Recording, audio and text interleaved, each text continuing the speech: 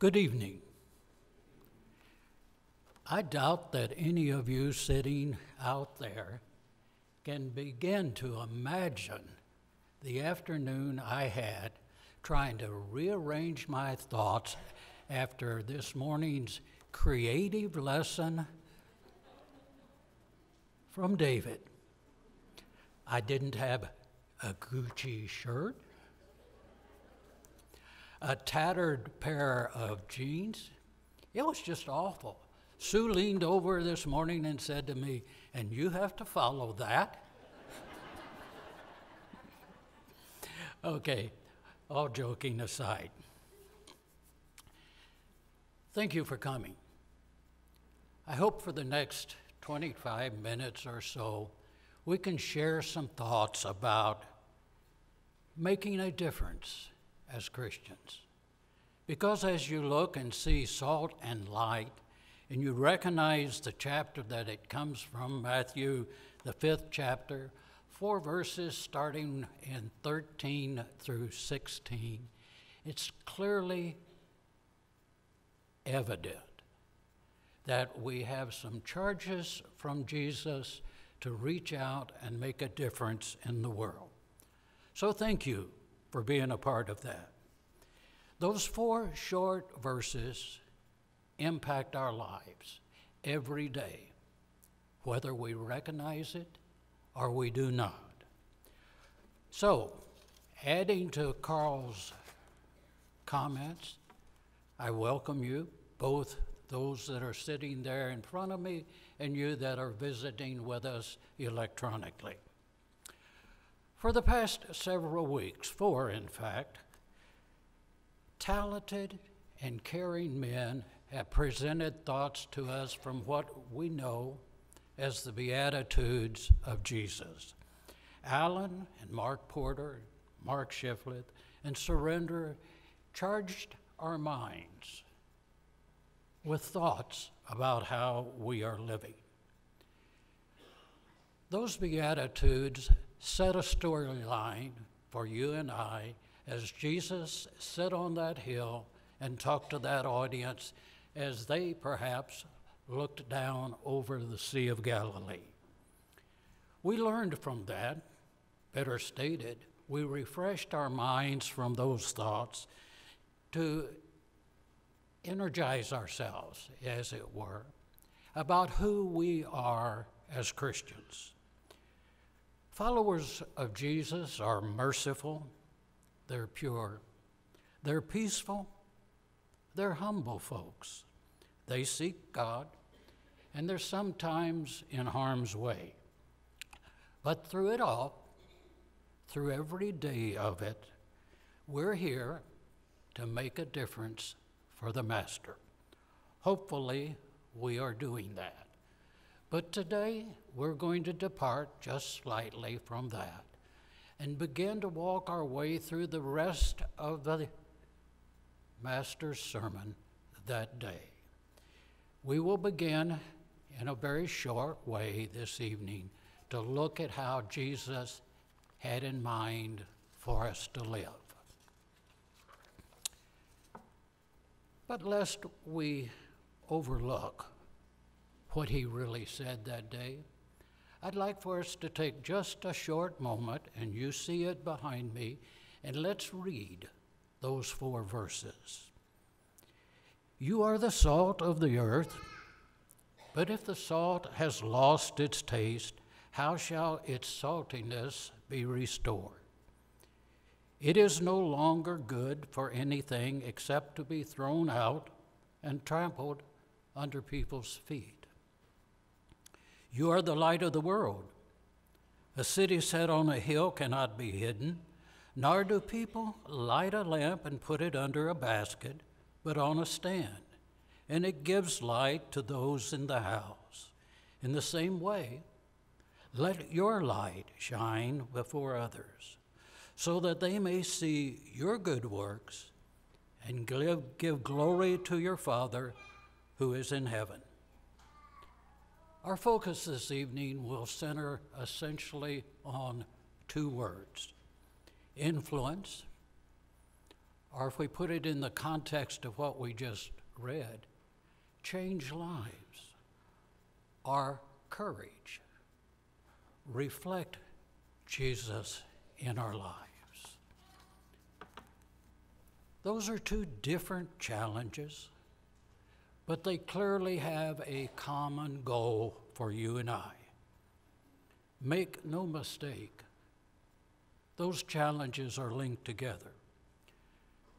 Jesus does not expect you and I to be a solitary soul on our journey to heaven. Rather, to reflect Him in our lives so that others will follow.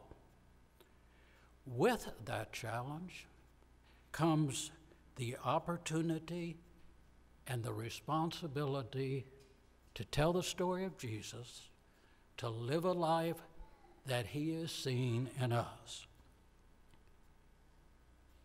We are charged to recognize opportunities as they come along and to respond in a godly way. Truly, we are to influence others, and we're to make a difference. We are to be courageous, and we are to show the way. We are to respond as God would have us to each of those challenges. Those are tough challenges. They are not easy for you or I every day of our life to get up and go to school or go to work or putter around the house if you're like me, retired and nothing else to do. They're big deals. So I ask you, and I ask me, how do we deal with that? How do we get our head straight to address working on those challenges? A long time ago, a couple thousand years ago now, Paul wrote in Philippians, the 4th chapter, verses 8 and 9, these wonderful words. They come near to being in my top 10 of verses that I turn to, and prayerfully, they guide me. I suspect you're familiar with them, and perhaps they've guided you from time to time. Please listen as I read them. Finally, brothers, whatever is true, whatever is honorable, whatever is just, whatever is pure, whatever is lovely, whatever is commendable, if there is any excellence, if there is anything worthy of praise, think about these things. What you have learned and received and heard and seen in me, practice these things, and the God of peace will be with you. You've heard this little phrase time and again. In our health-conscious world, you've heard people say to you, you are what you eat.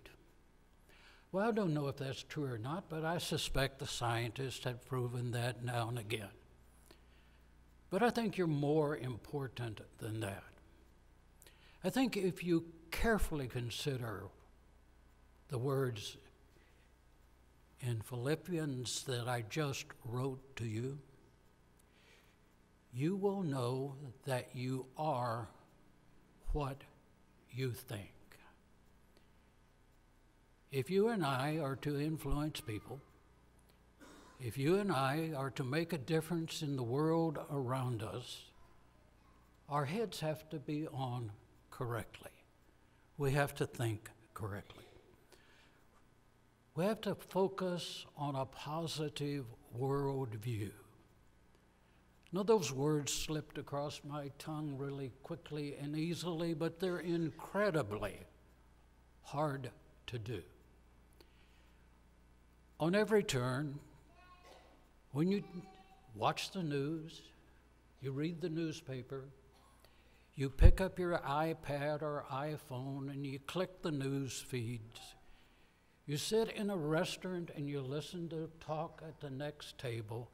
The chances are people are not going to be telling very positive stories. And it is quite true. We live in a world that is very difficult right now.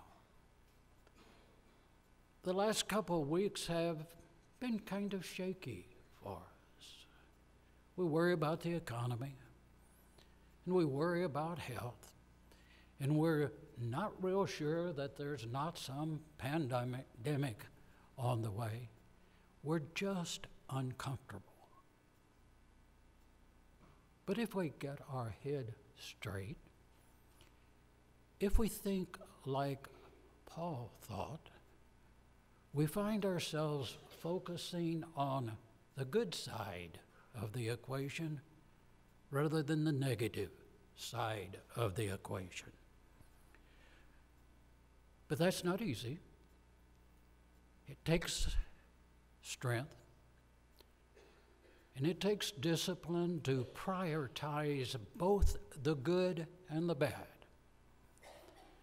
Because if you've lived longer than just a few short years, you've come to understand that few things in life, if any, are ever as good as we think they are. And conversely, few things, if any, are ever as bad as we allow ourselves to consider them to be. In our world culture, one now dominated by negative thinking, we are well served to filter the junk that comes our way every day. And if you're having trouble filtering that, if you struggle with woe is me, if you struggle with a downturned Dow, if you struggle with worrying about a disease circling the world, stop for just a minute and travel back thousands of years to a fellow who wrote the Psalms. And in 119, verse 15, the psalmist said, I will meditate on your precepts and fix my eyes on your way. We need to get our head right. And if we get our head right, our heart's going to follow along. And if our heart and head is right, we're going to be thinking about the things that will put us in position to care enough about people to make a change. But if I take you back to verse 13, and we carefully look at that for a moment, I think that you may ask yourself, what kind of salt was Jesus talking about? Now, back then, as there are today, there's an awful lot of ways salt is used. But the theologians, the scholars over the years, have taken time to debate whether Jesus was asking those folks on that hillside and us today to preserve things. Was Jesus asking us to preserve the physical world or the culture that existed then? Surely not. If that were the case, why do you suppose Jesus was on that hill to begin with? No, I say to you, at least for me, Jesus was not asking us to preserve. He was asking us to make a difference. Or in a word that you've heard more often in connection with that, he was asking you and I to season our circle of influence. He was saying, I want you to be my follower, but I want you to make a difference as you walk the journey. Which of these two do you think is more consistent with the totality of Jesus' message? Surely, Jesus wants them and us to make a difference in the people we come in contact with. But it's a day by day by day by day thing. We make a difference every day. We make a difference by affecting lives of people around us with the right motivation. And if we do that, we will glorify God.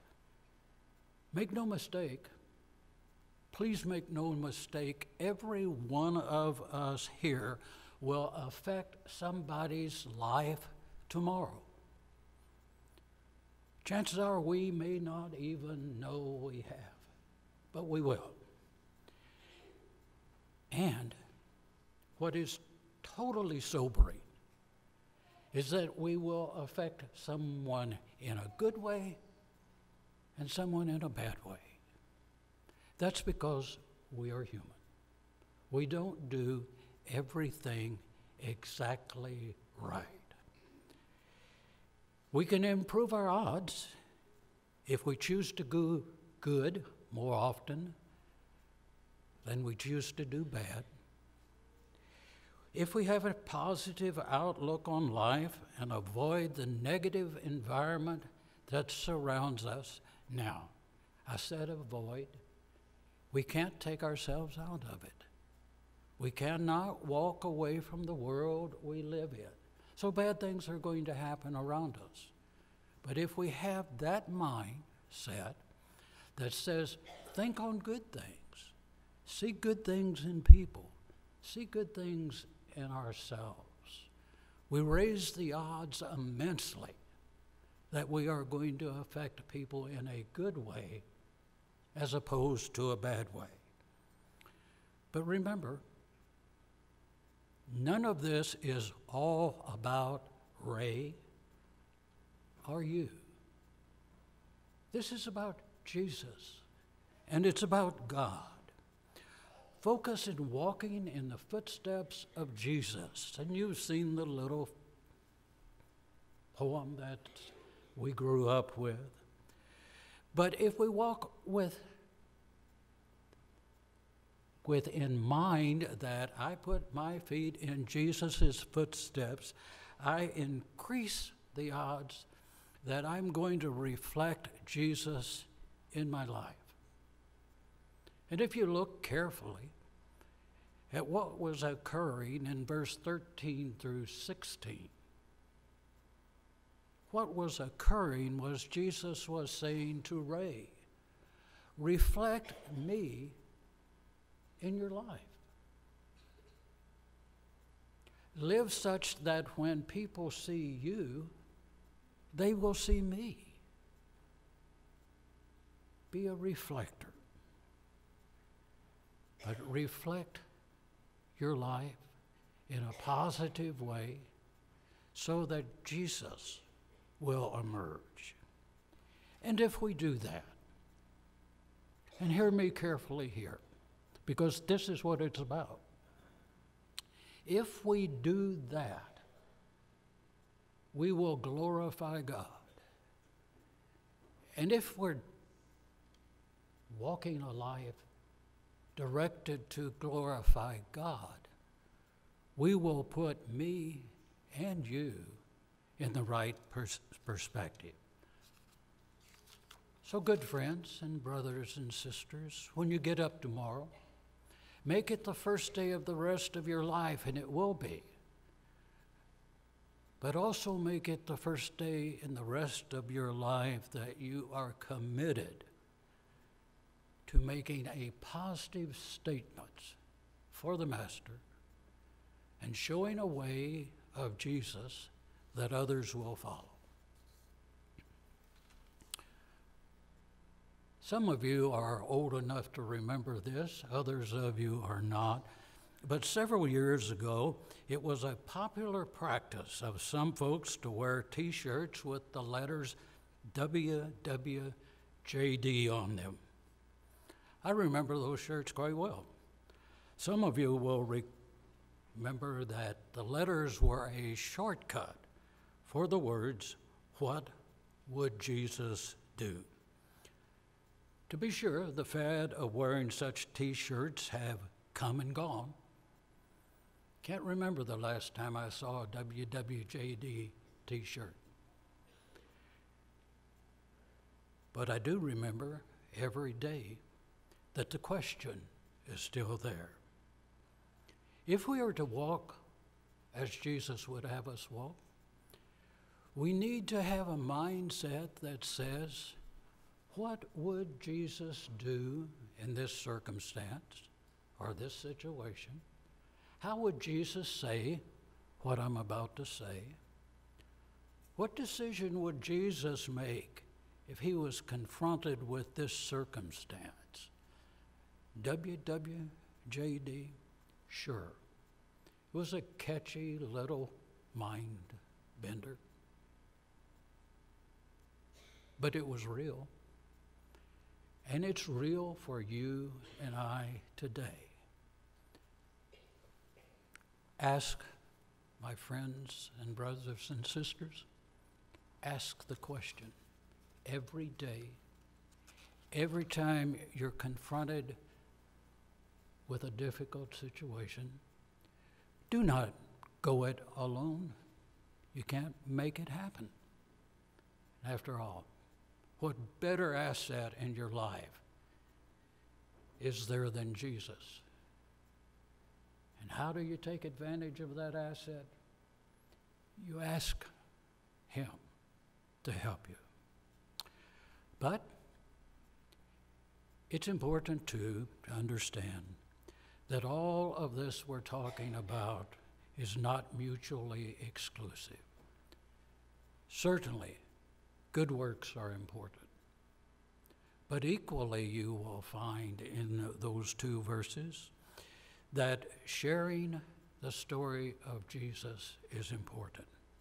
But more than that, if you turn ahead in Matthew to the 28th chapter in verses 19 and 20, though I will not read it to you, you know what it says because you're going to key when I say, as Jesus said, go therefore and make disciples.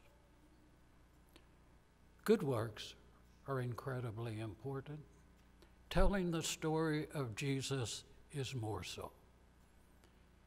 Picking up the bag of groceries that David talked about this morning when he suggested we not turn the lady's cart over is okay. Telling the lady about Jesus is okay squared. And when we're setting priorities between good works and telling the story of Jesus, it's really important to put it in perspective. The psalmist said in chapter 46 and verse 10, "Be still and know that I am God." There's a lot of noise out there in the world today, most of which would be better if we just turned off the radio and we listened to God.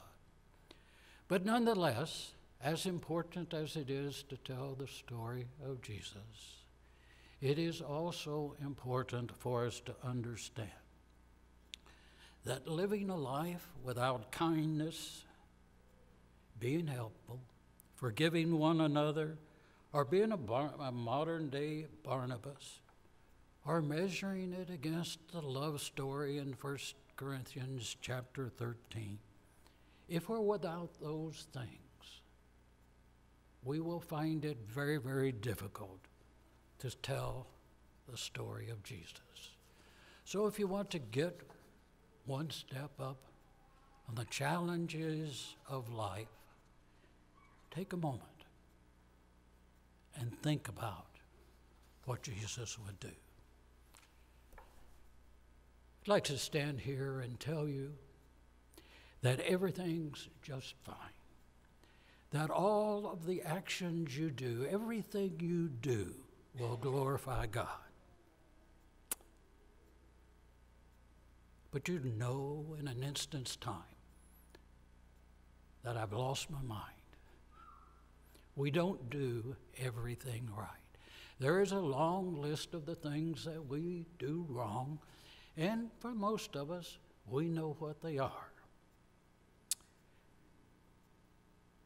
But I will tell you, every one of us sitting in this room right now and listening to me, every one of us are pulling a common thread. I know without doubt that you do this. We ignore what we say and how we say it, and we don't think it matters. That's wrong. Sometimes when I am careless in speech by being aggressive or angry or caustic, I just ignore Paul's words found in Colossians chapter 4, verse 6, and you know it. Let our speech always be gracious, seasoned with salt, so that you may know how you ought to answer each person. Now, clearly, there was a theological bent to that, and the writer was cautioning people to be careful about how they handled the Word of God. And we today should be the same way.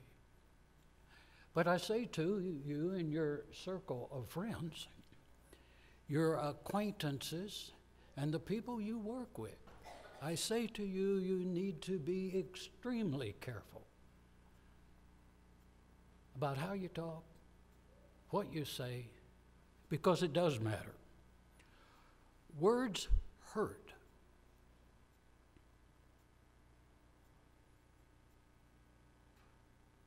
Now you know that. You know that because you've lived that. Words hurt. Choose them carefully. Accuracy counts. Don't wing it. If you're telling the story of Jesus, tell the right story. If you're talking about a theological matter in the Bible, tell it right. Get it right. Don't wing it. Far too often, we're caught up in saying, I believe, or I think, or it is my opinion. It matters when you do that. It matters what God said. It doesn't really matter a whole lot what Ray says if we have to choose between Ray and God. And lastly, in the area of what we say and whether it matters or not, is our emotions. I find myself in trouble immediately when I choose to give advice from an emotional platform. When I choose to answer a person when I'm angry. Those are just Ray being dumb, as always. Consider the following scriptures, if you will, please, as a guideline to your speech. These are better than any self-help book you will find down the street here at Barnes & Noble. You know these verses. Once I say the key word, you'll know what they are. But I'm going to tell you anyway. In James, the first chapter, verses 19 and 20, the writer said this, "Know this, my beloved brothers, let every person be quick to hear, slow to speak." Get that, Ray? Think a little bit before you blast out. Slow to anger, for anger of a man does not produce righteousness of God. In Ephesians, the 4th chapter, verse 29, Paul said, do not let any corrupting talk come out of your mouth. Clean up what you say in the language of you and I today. And my favorite, and I suspect yours too, is found in Proverbs, the 15th chapter, 1 and 2. A soft answer turns away wrath, but a harsh word stirs up anger. The tongue of a wise commends knowledge, but the mouths of fools pour out folly. Brothers and sisters, what you say matters. As you get out of bed tomorrow and you think about your day, you think about the meeting at the office, the deal at school, as you run around the house, think about what you say.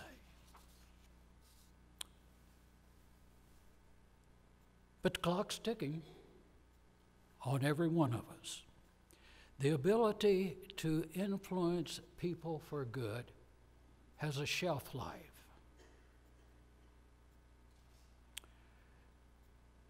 Every one of us have seasoning value. Some of us are 5 talent influencers. Some of us are 2 talent inspirers. Some of us are ineffective 1 talent observers. Some of us, to say that different, are sitting on the sidelines. But this you can be sure of. There are no insignificant Christians. Everyone sitting here today and listening to me digitally is significant to God. God didn't make any junk. In our house, when our boys were growing up, there was a little plaque, and you may have had one in your house that said, had the little kid, maybe he had peanut butter sandwich or something, but the plaque said, God didn't make any junk. And we went around telling our kids that, and hopefully they responded accordingly. But each one of us sitting here have unique skills and opportunities. We're educated differently, quite true. We're trained in different kinds of things, sure enough. We have different circle of relationships. We have different interests. Sue and I like to climb mountains. We don't climb as high as we once did or walk quite as far as we once did, but we still like to do that. We all have different personalities. I can talk about type A and all of that kind of stuff, but we're just different people. What does that all say? All of those things make us up to be who we are. Each one of us use that ability, or we don't use those abilities. We need to understand this. In a sports metaphor, you are familiar with people saying, use it or lose it. The same applies to us as Christians. Those skills we have, those abilities we have, those things we do better than somebody else, if we leave them on the shelf, they atrophy.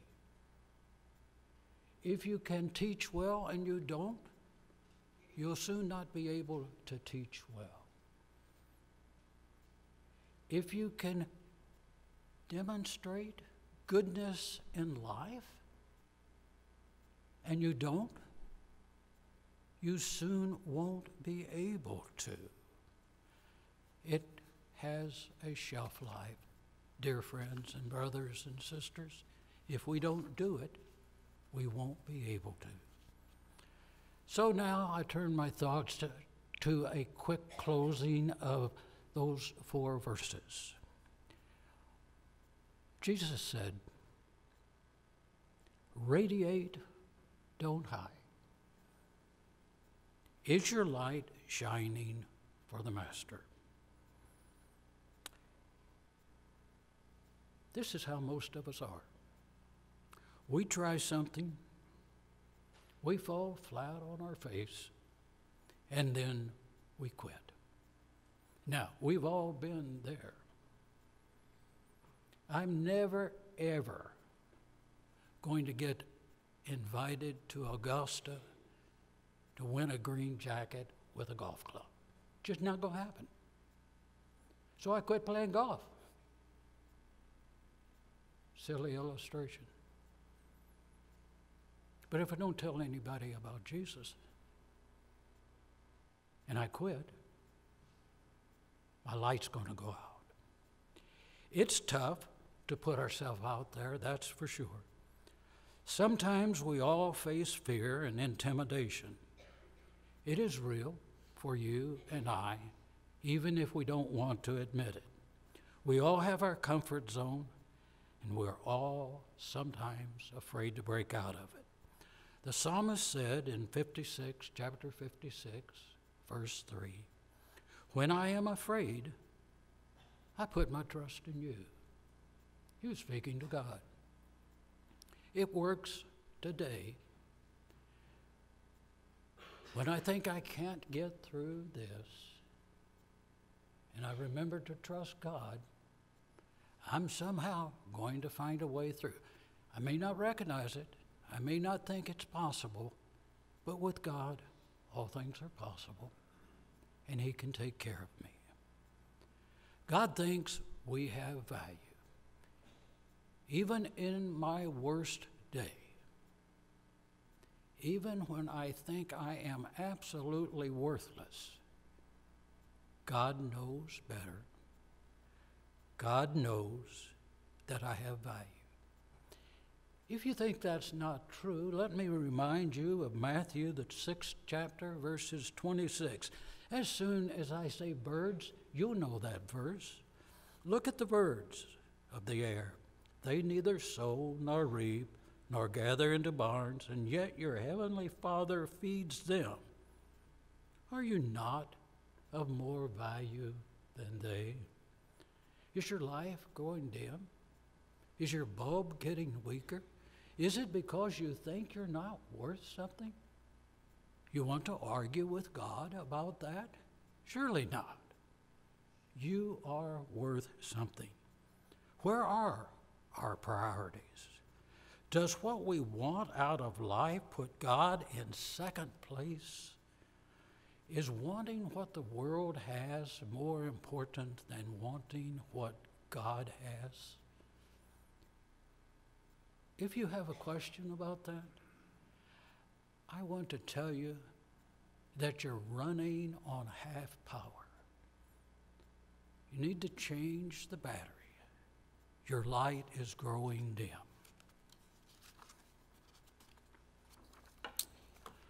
Well, you've listened to me long enough, and you probably want to give up and go home. But I'd like for you to let me tell you a little story. A couple weeks ago, I was asked to critique some essays from middle school students. In my electronic mailbox, I got 13 essays. And I began to read them. And these are the perspectives that I got out of those 13 papers from middle school students. Being a middle school student is really tough. That came out time and time again. Being accepted is critical to middle school students. Being rejected, if you're a middle school student, is the end of the world. Hopelessness comes quickly for a middle school student. And do you know what I read most often in those essays? It was that being lost was really awful. Now, I want to tell you, the platform was set up to get them there. They were to write their paper through the prism of the 15th chapter of Luke, which you'll remember there were 3 parables, Jesus said: the lost sheep, the lost coin, and the runaway boy. And that influenced part of what they were saying. But as I sat there when I was finished and looked at that and said to myself, what have I really seen happen here? What did I learn from these middle school kids? I learned that I haven't been a middle school kid for so long that they don't have calendars that go that far back. I learned that what they were dealing with as a middle schooler, you and I deal with every day. We're not unlike those middle school kids. We encounter people every day who live those same challenges. I will tell you that tomorrow, some way, unless you stay in your house and you live alone, you're going to encounter somebody that struggles with the same thing,